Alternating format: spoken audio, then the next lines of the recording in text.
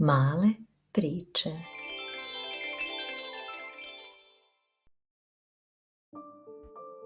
Mila, izgubljena maca.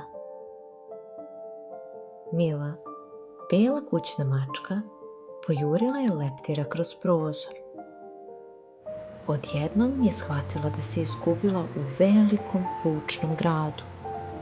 Automobili su trubili, ljudi su žurili. Uplašena Mila se skukčala ispod klupe, prepadnuta i gladna. Dve ulične mace, Leo i Nera, su je primijetile. "Ti nisi odavde," reče Leo ljubazno. "Ne, želim kući," mjaukala je Mila, drhteći. Nera je nežno gurnu njuškom. "Pomoći ćemo ti. Da li se sećaš nečega blizu kuće?" Mila se seti mirisa svežeg hleba. "Pekara je bila preko puta."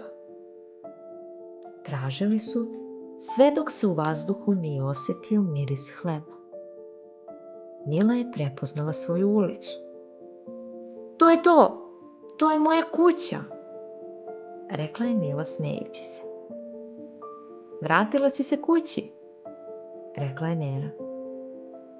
Mila se zahvalila svojim novim prijateljima. Bila je srećna što se vratila kući. Te noći je iznala 2 činije hrane za svoje nove drugare.